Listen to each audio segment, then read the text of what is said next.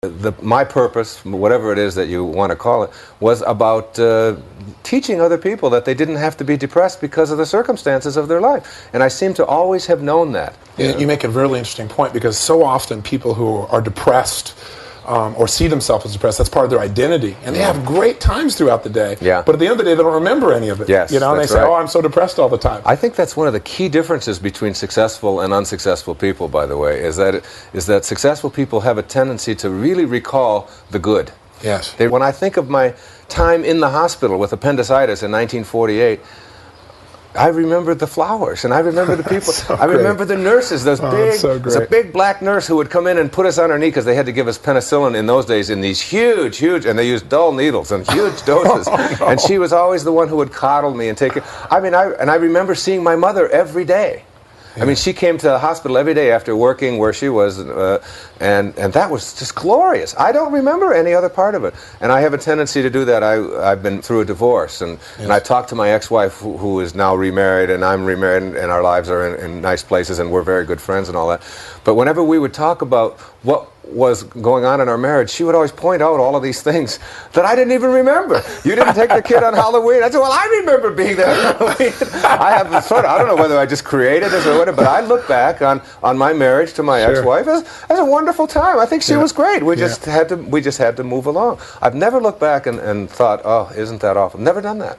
You live your life inside. Yeah. And it isn't what people do to you, it's how you react to what people do to you that makes the difference between you being a fully functioning person or a victim. That's the way it is in life. It's like the day of the space shuttle crash, all right? I was speaking in Seattle, Washington. It was January the 28th last year.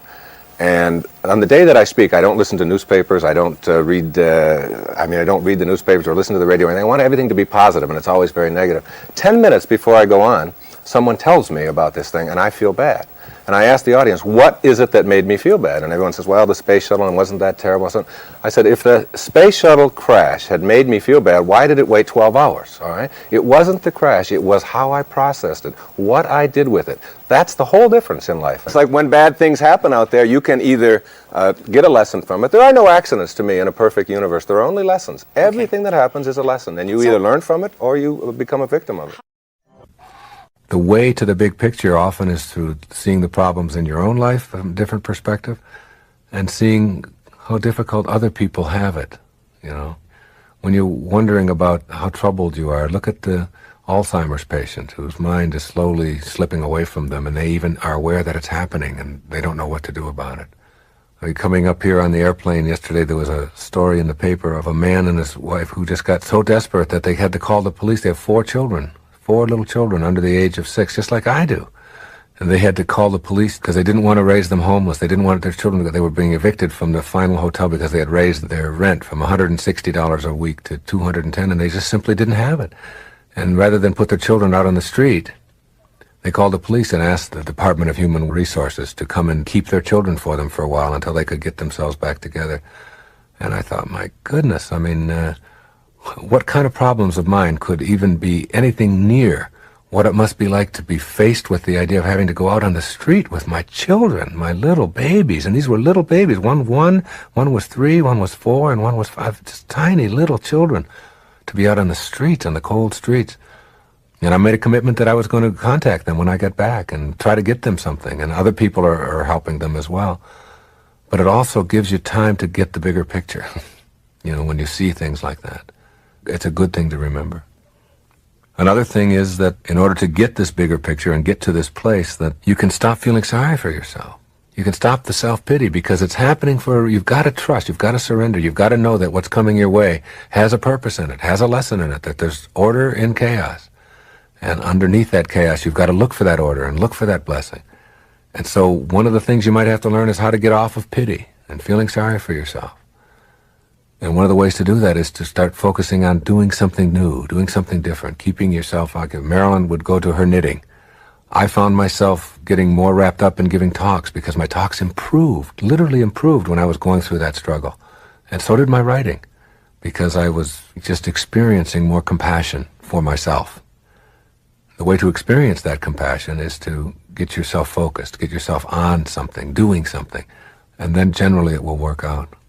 The other thing, when you are concentrating on something else, or when you are doing something else, your mind can't be on what is wrong. And when you get your mind off of what is wrong, you get it on what is right. What is right is what expands, and what is wrong tends to go away. There is a rhythm to this universe that no clock can capture, no calendar can predict. It is the rhythm of the divine. It moves not according to your impatience, not by your logic, and not by your ego's demands, but by something infinitely wiser, infinitely vaster. Divine timing is not late, not early, and never wrong. It arrives like the tide, not to meet your schedule, but to meet your soul's evolution. When you begin to understand this, not as a concept, but as a living truth etched into the silence of your being, something inside you relaxes. You stop measuring your life by the ticking of time and start measuring it by the expansion of your awareness. You no longer say, why hasn't it happened yet? But rather, what am I being prepared for? There is no coincidence. There is no accident. Every delay, every detour, every door that would not open was not a rejection, it was a redirection. Life, in its infinite intelligence, has never denied you anything. It has only ever rerouted you to something more aligned with who you are becoming. But the ego does not see alignment. It only sees delay. It only sees absence. It only sees lack. That is because the ego lives in time. The soul lives in truth. And truth is never rushed. The acorn does not argue with the oak it's destined to become. It doesn't complain about how long it takes. It doesn't wish to be another tree. It simply surrenders to the season it is in. It trusts the dark soil and the silent work happening beneath the surface. So must you. You are not being delayed. You are being deepened. We suffer not because life withholds, but because we cling. We cling to timelines, to expectations, to ideas of how and when things must unfold. But divine timing does not ask for your timeline. It asks for your trust. And trust is not passive. It is the most powerful act of surrender. Trust is choosing to believe that even when nothing makes sense, everything is working. That even in silence, there is movement. That even in stillness, something sacred is being orchestrated beyond your view. What appears stagnant is often the space where transformation takes root. The butterfly is not born because the caterpillar pushes harder. It is born because the time is right. And the time is always right, but only to the one who has stopped resisting what is. You were not born to race the clock.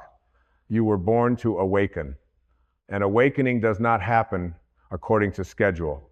It happens in divine time when the conditions are ready within you, when your spirit is ripe for remembering, when you're finally tired of forcing and start listening instead, listening not to the noise of the world, but to the whisper within you that says, be still, trust this. There is a part of you, ancient, infinite, eternal, that already knows this truth. It is the part of you that has never been in a hurry. It is the part of you that does not panic in the pause. It is the part of you that recognizes that nothing real can be lost and nothing meant for you will pass you by. Let that part of you speak louder now, because everything that you've been waiting for, everything your heart aches to see, is not outside of you. It's unfolding in the unseen. Life is not denying you, it is preparing you. Every unanswered prayer is not a punishment, it is a protection, a recalibration, a sacred pause to make space for something greater. Divine timing does not work to make you comfortable. It works to make you conscious.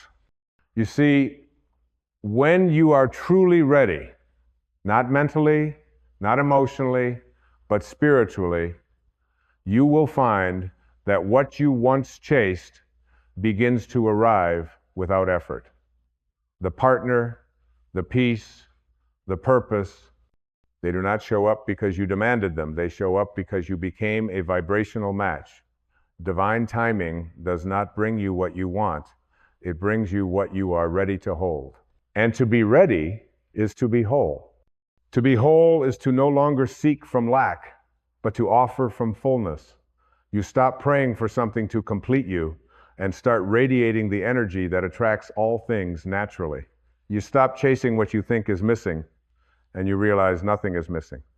You are already in sacred company, already on holy ground, already part of a divine unfolding that your mind may not understand, but your soul has always trusted.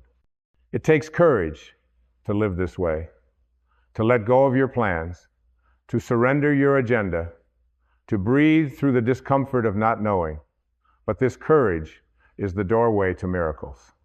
Because miracles do not happen on your timeline, they happen on God's. And God's timing is never rushed by your worry. It is not disrupted by your fear. It is not swayed by your doubt. Divine timing flows from a place that is beyond manipulation, beyond control, beyond your will. It is born from alignment. And alignment comes not from pushing, but from allowing. So let yourself allow the unanswered to be sacred. Allow the delays to be divine. Allow the waiting to be holy. Do not despise the space between the seed and the bloom. Do not curse the rain, the dark, or the dormant. Every season has its place in your becoming. You are not being punished by time. You are being initiated by it. Initiated into patience, into presence, into peace, into the kind of inner freedom that does not depend on outer events, into the kind of knowing that no longer rushes toward the future because it has finally remembered the presence of now. Now is always sacred. Now is always enough. Now is always on time. Even your pain has its purpose. Even your confusion is a corridor. Even your heartbreak is a holy teacher. Not one tear is wasted.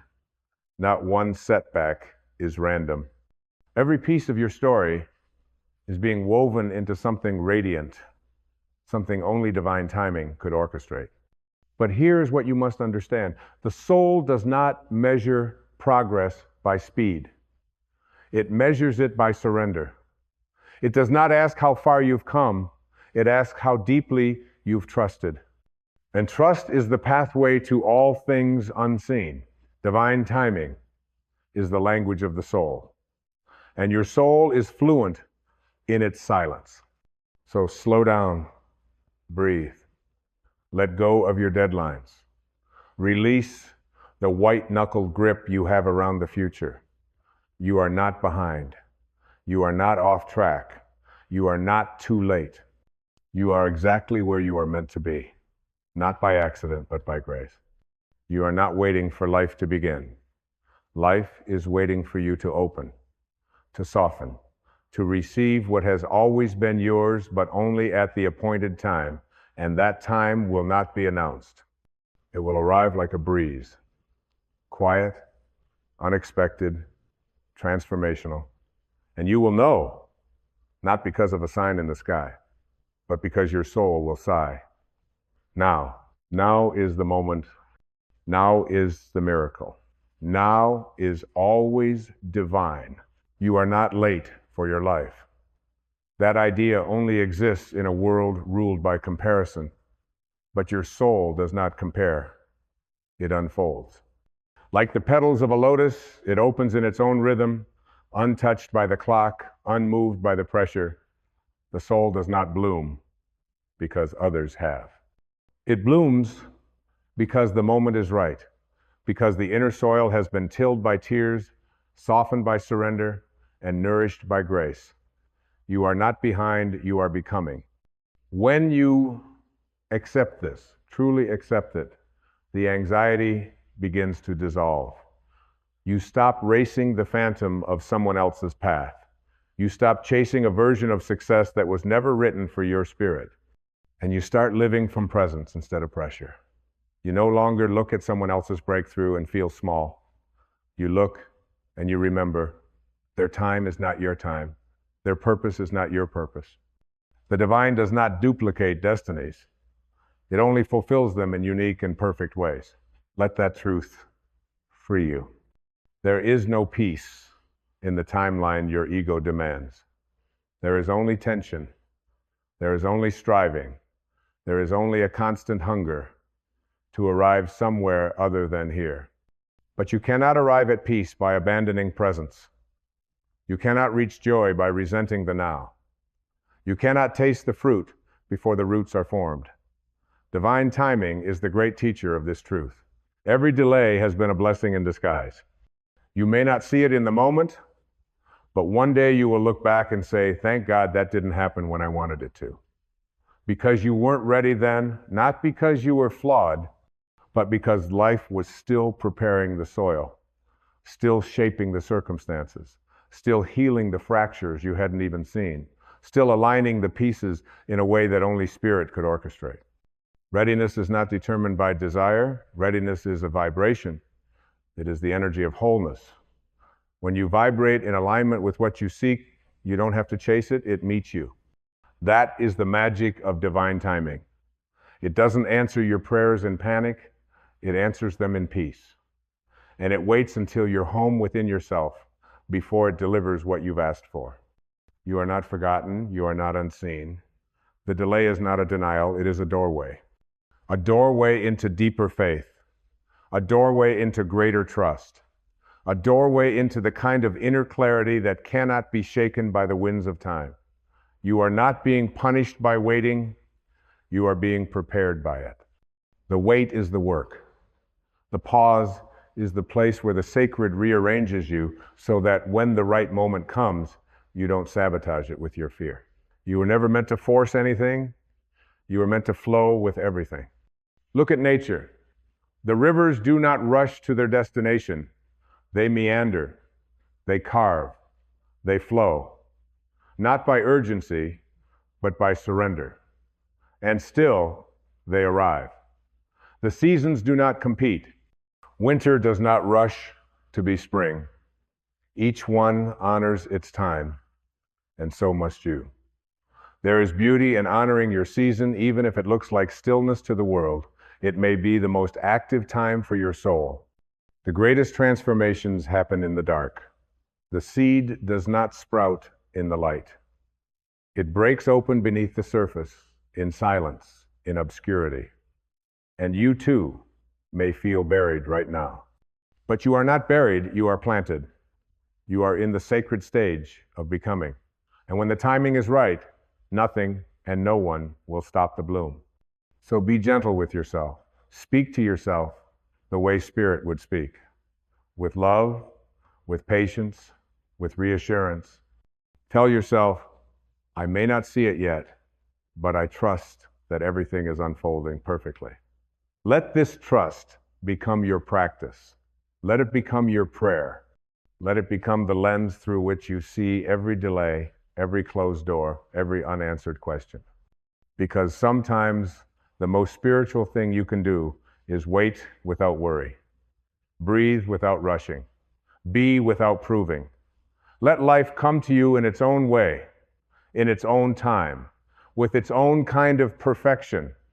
There is nothing wrong with you because it hasn't happened yet. There is only ripening, there is only alignment, there is only divine orchestration happening in the unseen, shaping what your eyes cannot yet perceive. And it is not your job to control the how or the when. Your job is only to remain open, willing, and rooted in trust. The divine does not forget its appointments. It never misses its cue. It is not late, it is precise. And when your moment comes, when the door opens, when the alignment strikes like lightning across the sky of your being, you will know it was worth every unanswered question, every tear, every moment of doubt. Because the gift that arrives in divine timing is never just what you wanted, it's what your soul needed all along. That's the difference. What the ego wants often comes with a price, but what Spirit delivers comes with peace.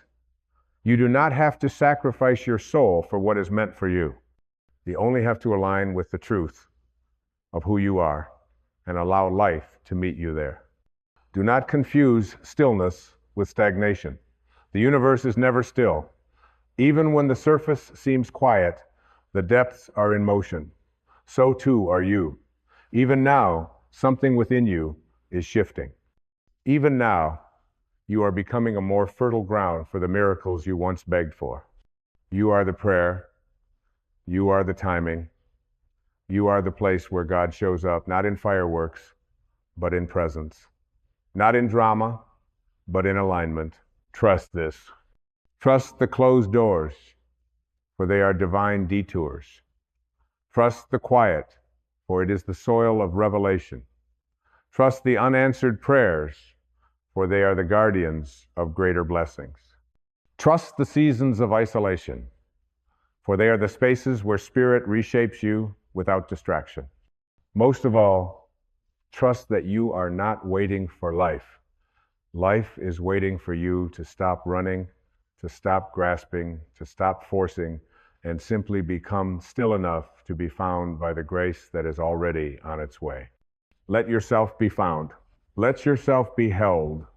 Let yourself believe that divine timing is not a punishment, but a promise.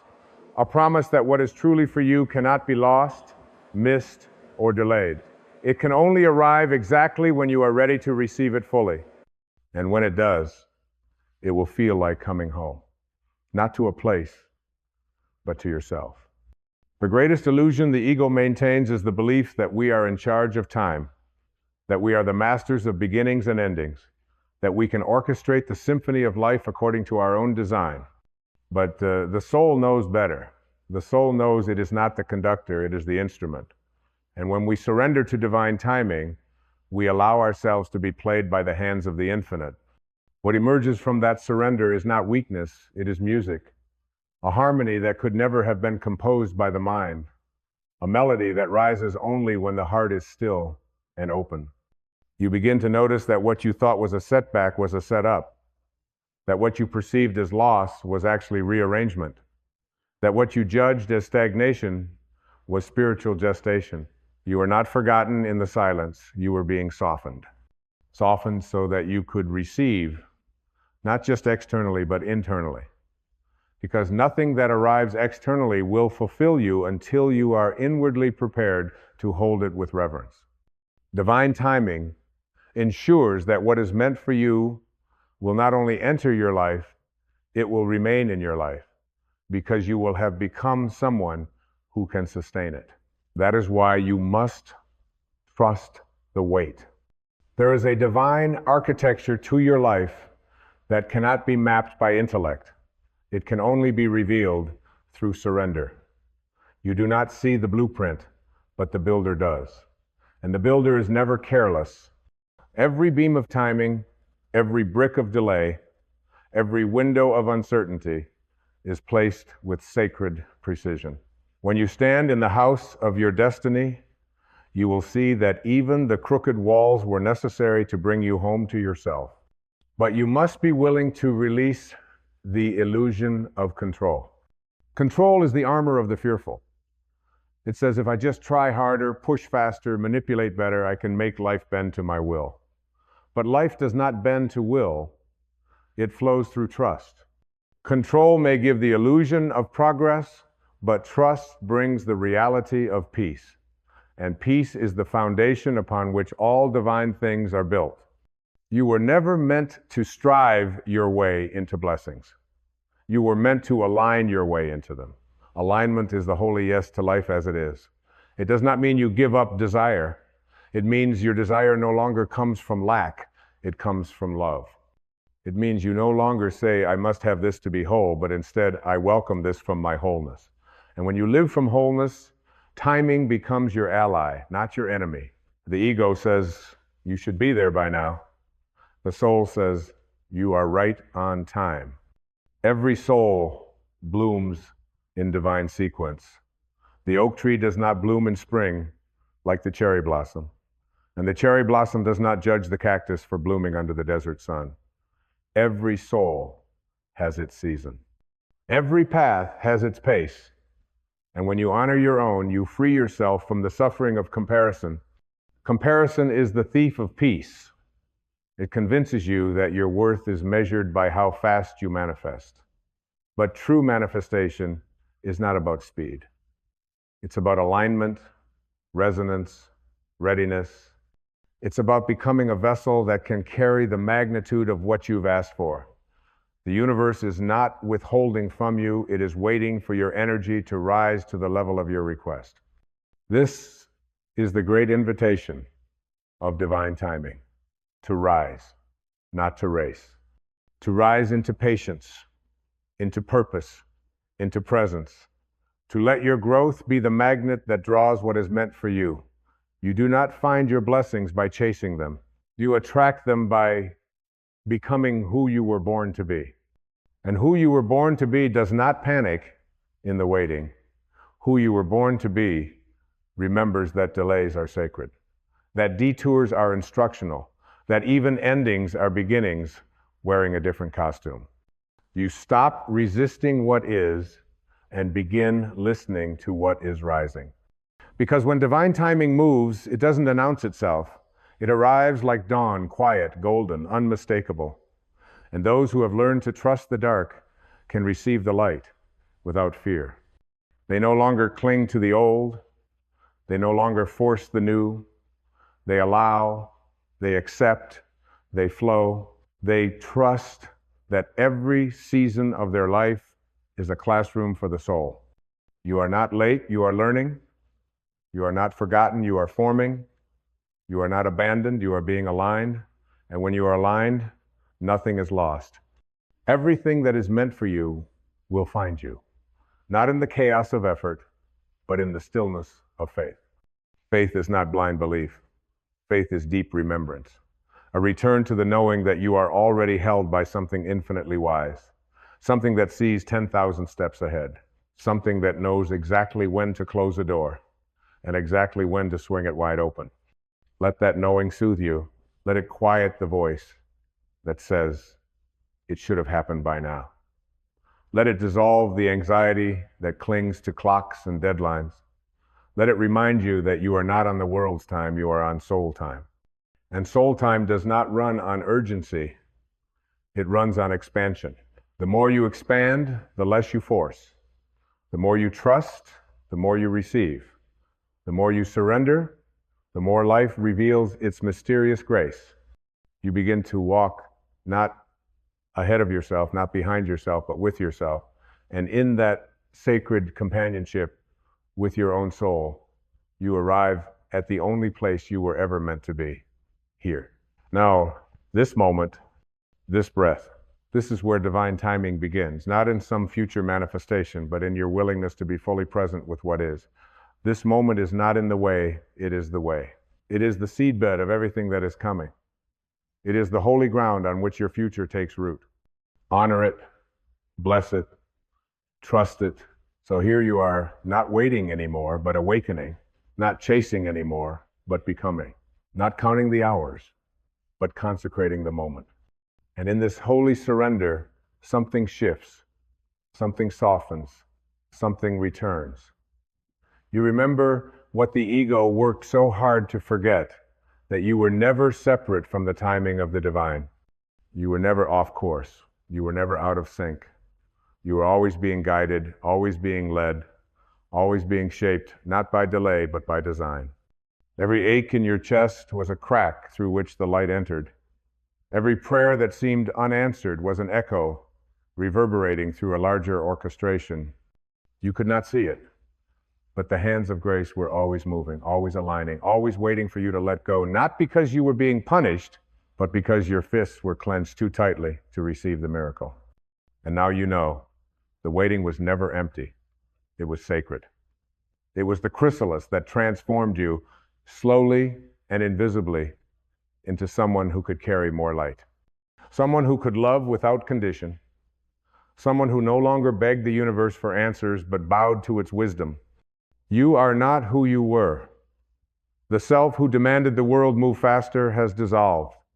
The self who needed everything to make sense has softened. What remains is truer, quieter, more spacious. You are now a vessel that can receive without needing to control, that can trust without needing to understand. And this trust is the gateway to freedom. Because freedom is not found in having everything you want exactly when you want it. It is found in realizing you are whole, even when nothing has arrived yet. It is found in breathing peacefully through the unknown. It is found in the sacred recognition that everything unfolds not by your command, but by divine alignment, and divine alignment has never failed you. It has placed you in the presence of teachers cloaked as hardship. It has rearranged your plans when they no longer matched your evolution. It has cracked open your heart so that it could stretch wide enough to hold the immensity of love you once feared. And it has brought you here not by mistake, but by miracle. So let the old story fall away now, the one that said you were too late, too behind, too broken, too lost. Let that voice go. It was never your soul speaking. It was your conditioning, echoing in the hallways of your past. But you are not your past. You are not the missed opportunities, the abandoned dreams, the closed doors, the should-haves, or the timelines that unraveled. You are this moment. You are the breath that expands without effort. You are the awareness that watches without judgment. You are the presence that listens without trying to fix. You are the light that remained, even in the longest night. You are the calm after the storm, the clarity after the chaos, the stillness after the striving. You are what was always meant to be. And what is meant for you, truly meant for you, cannot be rushed. It cannot be missed. It cannot be destroyed. It can only arrive when you are fully ready to receive it. Not with trembling hands, but with an open heart. Not with desperation, but with devotion. So take this breath, take this moment, and know, nothing is wasted. No part of your journey has been a detour. Every step has led you here. Every loss carved space for grace. Every silence deepened your listening.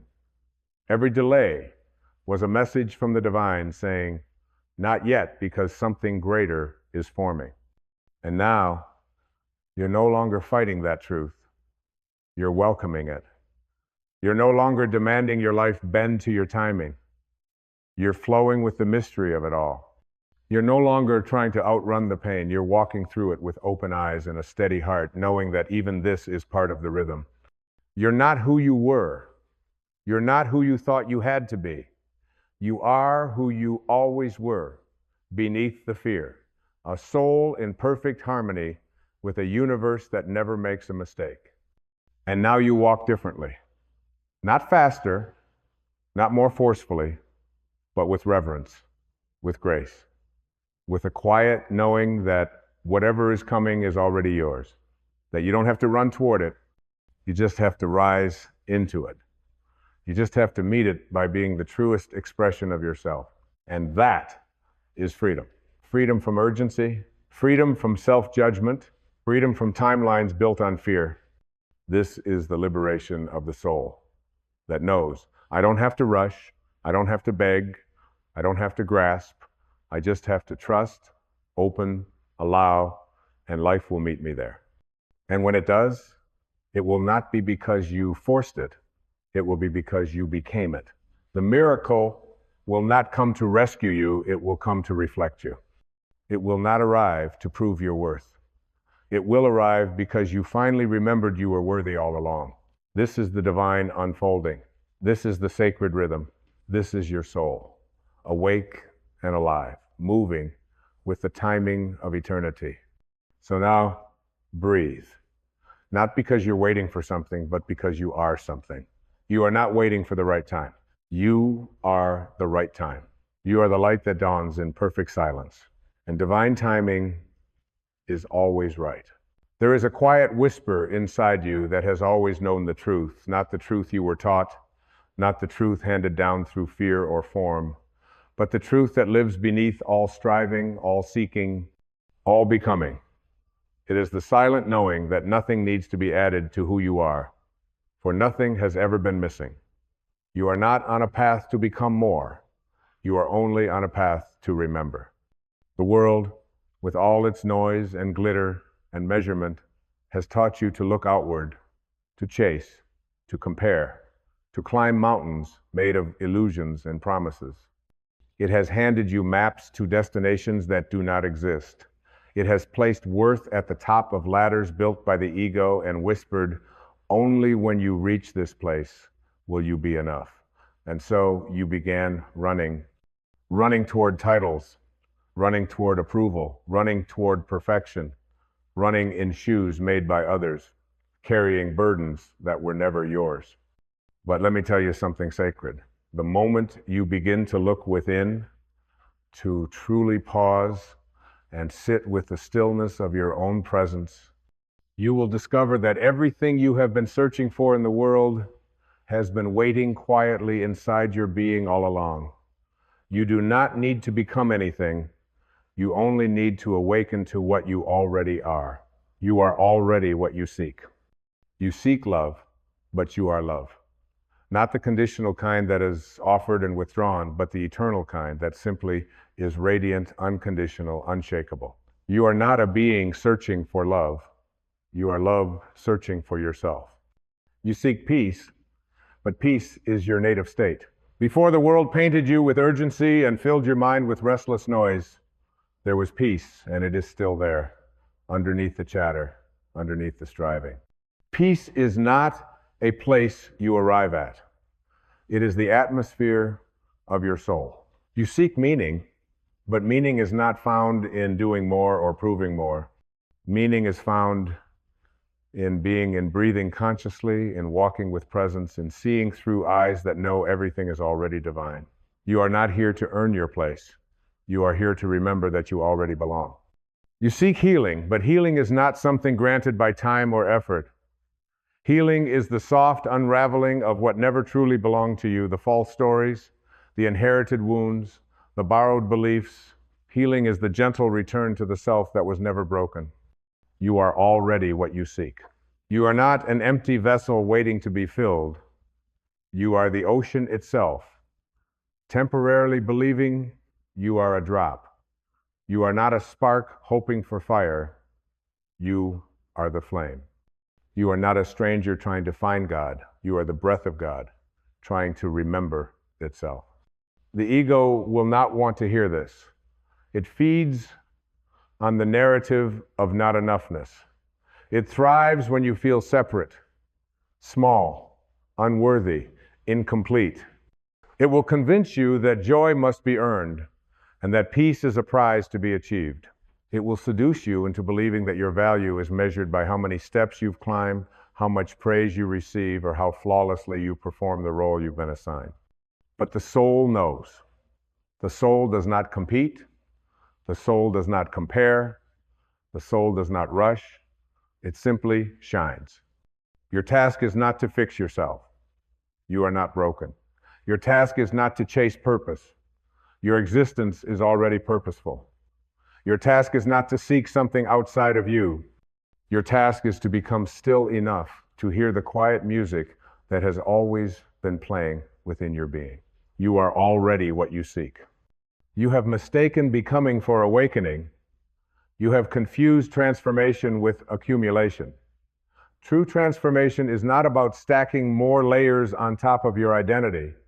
It is the sacred act of shedding what never belonged to you in the first place. The butterfly does not add wings to the caterpillar. It dissolves. It surrenders. It allows what is false to fall away so that what is real can emerge. You are not becoming a soul. You are remembering that you have always been one. The journey you are on is not one of self-improvement, but of self-revelation. The more you seek outside of yourself, the farther you drift from the center. But the moment you turn inward, truly inward, you will find a stillness so profound, a truth so silent yet deafening, that it will shatter every illusion of lack. The light you chase in others is the light you've been dimming in yourself. You are already what you seek. You are the abundance you crave. You are the worth you try to prove. You are the peace you postpone. You are the joy you think must be earned. You are the love you keep looking for in every face, in every gesture, in every echo of approval. You are the home you've always longed to return to. So stop running. Stop trying.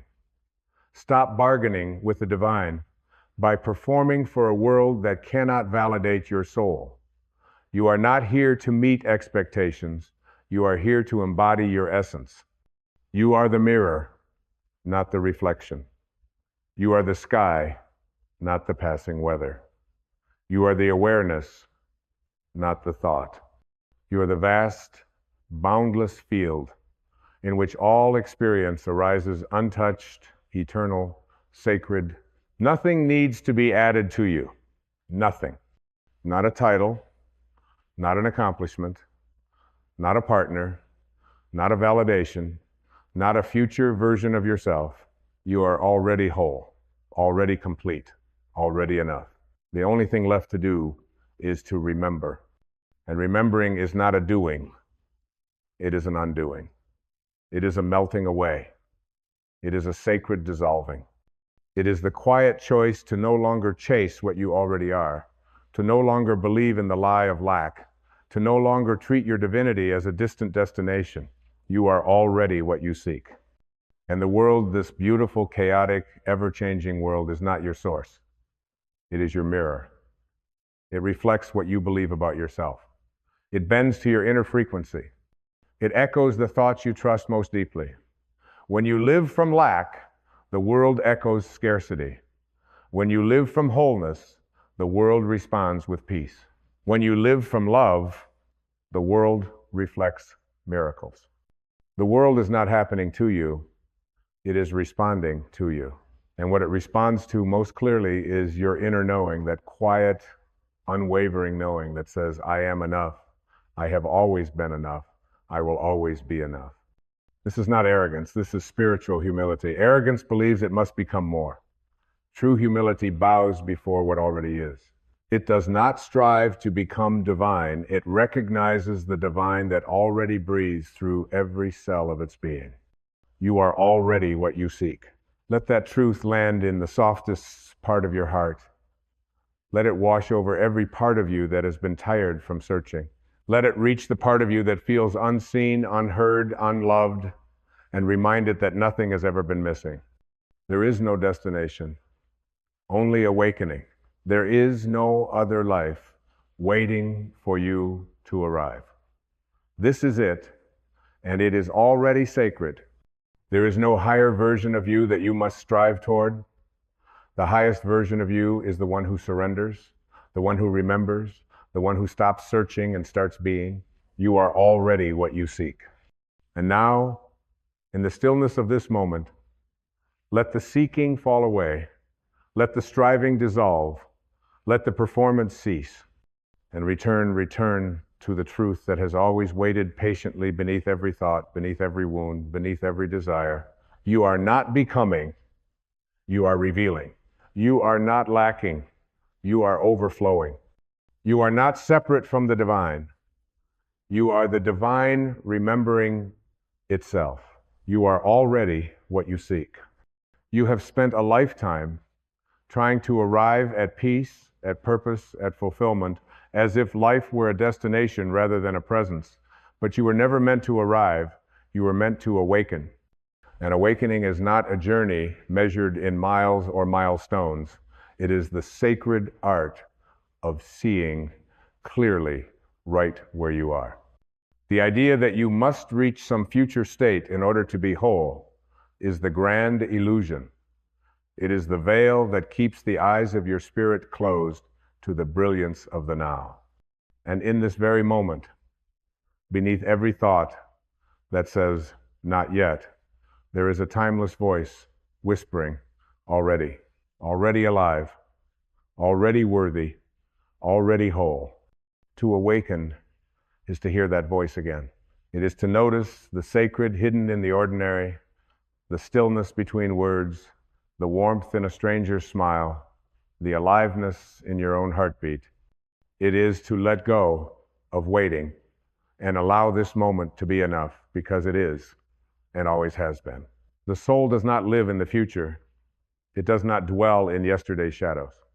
It resides only in the eternal now, the quiet center, where all seeking dissolves, where you stop running in circles and begin standing in truth. There's no grand awakening coming from the outside. The sky will not open with thunder to declare your divinity. Instead, it comes like a gentle return, the slow lifting of fog from a mountain valley. One moment you can't see the truth. The next, it's all around you, unchanged, eternal. And you realize you didn't find it. You remembered it. That is the essence of spiritual maturity. The moment you stop looking for something to change you and begin uncovering the changeless one within you. You do not need to transform yourself like some sculptor chiseling at marble. You only need to remove what no longer belongs. Not by force, not by struggle, but by the grace of awareness. By allowing what is false to fall away so that what is true can be revealed. You are not here to become extraordinary. You are here to remember that nothing has ever been more extraordinary than your own being. Even your suffering has not diminished you. Even your pain, misunderstood, resisted, hidden, has not changed the eternal truth of what you are. If anything, it is the very friction that has worn away the masks. It is the very breaking that has opened the window to the soul. What if all the things you thought were setbacks were sacred doorways? What if the heartbreak was a teacher, not a punishment? What if every closed door was grace in disguise? What if all of it, the confusion, the waiting, the ache of being human, was designed not to test you, but to bring you back to yourself? And what if, just for a moment, you stopped asking life to give you more and began asking life to help you see what you already have? That shift, that sacred pivot, is the moment of return. Not return to some former version of yourself, but a return to the essence that has been quietly waiting behind the noise, the divine frequency that never left, never faltered, never broke. The world may have tried to define you by your role, by your results, by your reputation, but the soul defies labels. It cannot be summed up in titles or bound by identity. It is the formless living through the form, the timeless wrapped in skin, the eternal breathing as you. You are not here to fix your humanity. You are here to awaken your divinity within your humanity, to let the infinite live through the temporary, to let the light shine through the cracks, not after they're sealed, but because they exist. This is the paradox of awakening, that your liberation does not come after your healing, it comes through it. Not once everything is perfect, but when you no longer need it to be. Not when all your wounds are gone, but when you stop identifying with them. Not when the noise is silenced, but when you recognize you are not the noise. You are the space in which the noise arises. You are the awareness that watches it all without judgment. You are the timeless field behind every story, every reaction, every identity. And in that recognition, there is power. Not the power that the world chases, the kind that dominates, collects, wins, but the power that liberates, the kind that needs nothing and gives everything. The kind that walks into the world with empty hands and an open heart, knowing it lacks nothing and therefore fears nothing. The person who knows they are already enough no longer competes. They no longer seek to impress or persuade or prove. They no longer barter their authenticity for approval. They simply live freely, fully, and in harmony with the pulse of the universe. Because they know the truth. They are already what they once believed they had to earn. And when you realize this, truly feel it in your being, not just as a thought, but as a resonance. You stop striving and begin aligning. You stop resisting and start receiving. You stop waiting and start living. The seeker dissolves. The striving fades. The shame evaporates. And in its place arises something so profoundly quiet that it changes everything. Presence, pure, grounded, radiant presence. This is not about becoming something new. This is about embodying what's always been true. You don't need another strategy. You don't need more affirmation. You need only the courage to sit in the stillness of your own soul and listen. Listen not with the ears, but with the spirit. Listen not for answers, but for alignment. And in that listening, you will hear the voice of truth. Not shouting, not persuading, but gently reminding you, I have never left you. I have always been here. You are already what you seek. And from that sacred place, you will begin to live differently, not because you are trying to live differently, but because you are no longer carrying the weight of being someone else. You no longer need to wear the mask. You no longer need to chase your reflection in other people's eyes. You no longer need to become someone. You simply need to be fully, freely, truthfully, and that is where the miracle begins. Not in changing the world, but in changing how you see it. Not in altering the self, but in discovering the one who never needed altering. Not in running toward the horizon, but in realizing that what you've been running toward has been inside you all along. The horizon is you. The miracle is you. The sacred is you. You are already what you seek. There is a grace in slowing down, a quiet revolution in choosing to stop rushing toward yourself and instead simply rest as yourself. Most people fear stillness because they fear what they might find in the silence. But the silence is not empty. The silence is where God speaks without words. When you stop filling every gap with noise, you begin to hear what has always been waiting underneath. The sacred doesn't scream for your attention. It whispers. It breathes through the spaces you've been avoiding. It lives in the moments you overlook. And in those spaces, there is a recognition, not a conclusion reached by logic, but a remembrance felt by the soul. You remember that your worth does not depend on productivity, that your being does not need to be justified by doing, that the essence of life is not found in the acceleration, but in the alignment. What if you are not meant to become faster, but deeper?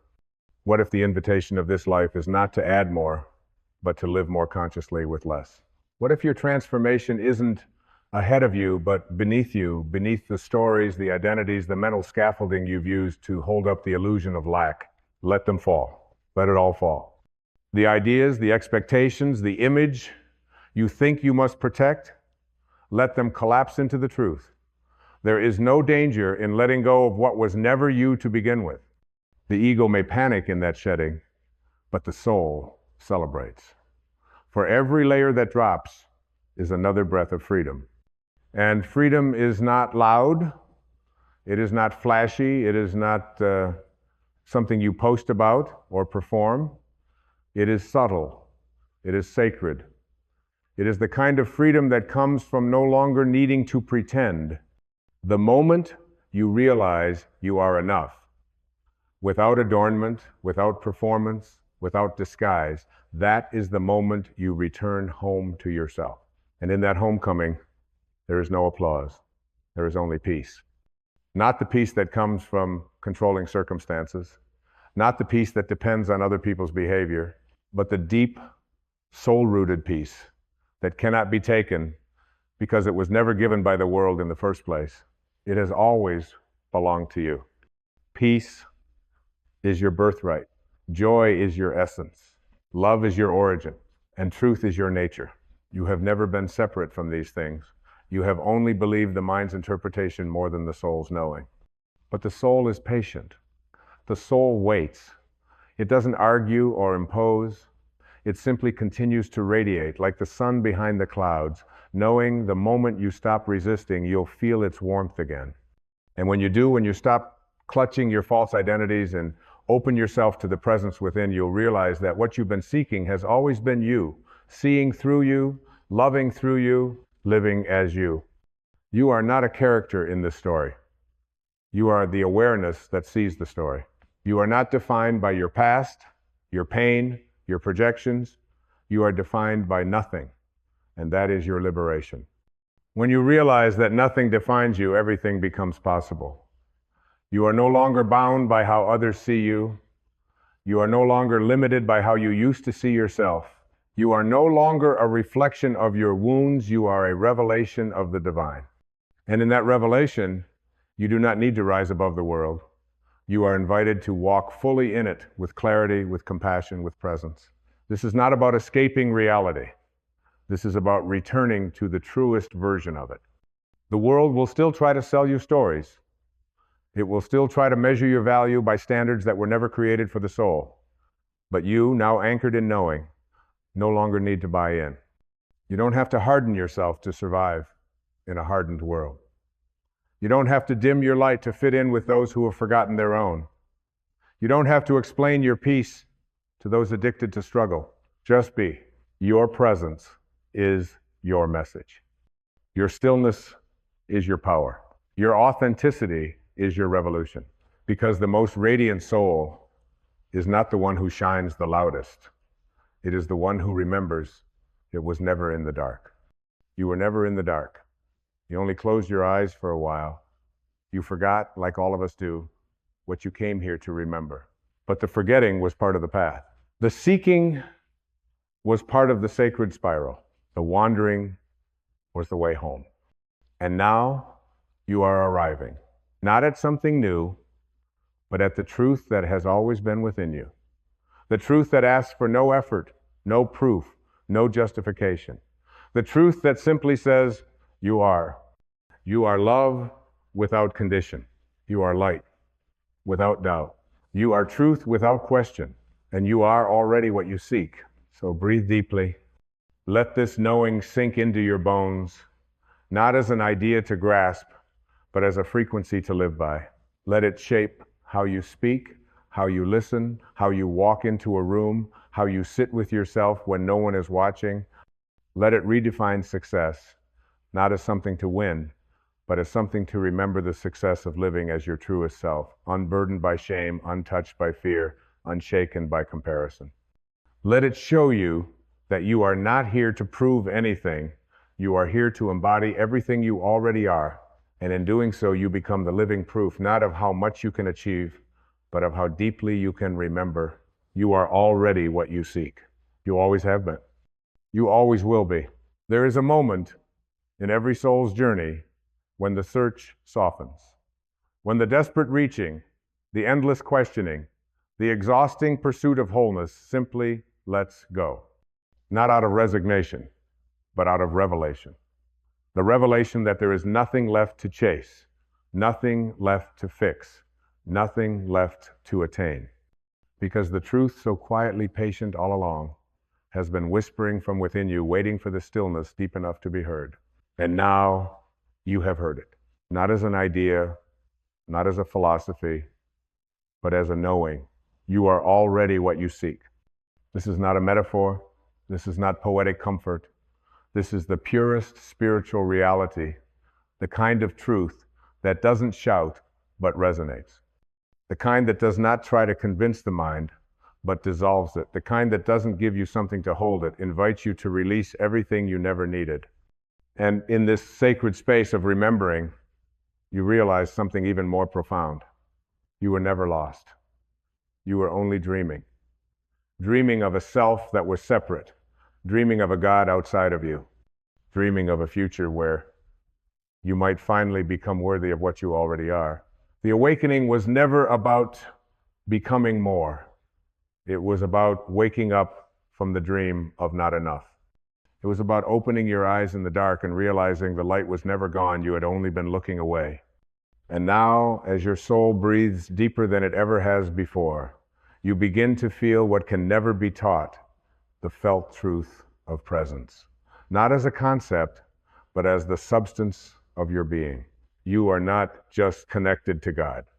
You are the expression of God in motion. You are not beneath the divine. You are the divine remembering itself. No longer does your heart need to beg for peace. It is peace.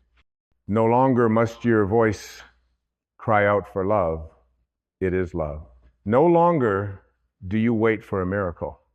You are the miracle. You are the evidence of what is holy, not someday, not when you've earned it, not after you've healed everything. Now, in this moment, exactly as you are, you begin to see yourself now with new eyes, not through the filter of judgment, but through the lens of soul. You begin to hold your past not as a burden, but as a sacred map that brought you home. You begin to honor your wounds, not because you are defined by them, but because they revealed your resilience, your softness, your unbreakable truth. And from this place, You stop rushing, you stop clinging, you stop bargaining with life. You start allowing, you start trusting, you start embodying. There is nothing more spiritual than presence. And presence is not something you practice. It is what remains when you stop running. It is the native language of the soul. And now you speak it. You speak it through your stillness. You speak it through your kindness. You speak it through the gentle courage to be exactly as you are, with nothing left to prove. You no longer need applause. You no longer seek validation. You no longer chase enlightenment like it's somewhere far from your fingertips. Because now, you see, enlightenment is not an achievement. It's a remembering of your natural state. It is what rises when all else falls away. And now that everything false has begun to crumble, you stand not in emptiness, but in the fullness of truth. You are not becoming, you are being, you are not searching, you are revealing, you are not reaching for God. You are awakening to the God within you, and in this awakening, life becomes simpler, more beautiful. Not because the circumstances are different, but because your eyes are. You see the divine not just in mountaintops and scripture, but in dishwater, in a child's laughter, in silence, in breath, in the face you see in the mirror each morning. You no longer wait for a better moment. You no longer postpone your joy. You no longer delay your peace. You live now, you give now. You love now, not because everything is perfect, but because you no longer require perfection to be at peace. And the beauty is, when you live from this knowing, you become a quiet light in the world. You don't need to convince others. You don't need to shout. Your very being becomes an invitation, an open doorway into remembrance. Others feel it. They may not understand it with the mind, but their hearts recognize it, because the soul always remembers the soul. This is the great liberation. That nothing needs to be added to you. That your only task now is to be what you already are, freely, unapologetically, with reverence and joy. Let others chase. Let others prove. Let others build ladders to the sky. You are becoming the sky. You are no longer climbing. You are expanding. You are no longer editing your essence. You are expressing it. You are no longer seeking the divine. You are surrendering to the truth that the divine is seeking to live through you. And as this settles into the very marrow of your being, you begin to smile in that deep, ancient way, not because everything makes sense, but because everything belongs. Even the confusion, even the chaos, even the moments of forgetting, they are not failures. They are part of the sacred spiral. You are never off your path. You are always being guided, not toward something new, but back to something eternal. And now you are here. You are in it. You are the flame. You are the breath. You are the presence that no longer needs to chase presence. You are already what you seek. And the journey is not over, but the struggle is. What continues from here is not seeking, but deepening. Not proving, but expressing. Not waiting, but being. You walk forward now, not with weight, but with wonder. Not with urgency, but with trust. Not with fear, but with sacred clarity. And when others ask you what changed, you'll have no doctrine, no formula, no 7-step plan. You'll simply look at them heart wide open and say, I remembered who I am. I remembered what I've always been. I remembered that I am already what I once believed I had to become. And that remembrance, that breath of soul deep truth has set me free. Free to be, free to love, free to live fully. Free at last to just be. And that is more than enough. It is everything. It is everything you ever were. Everything you ever will be. Everything you already are.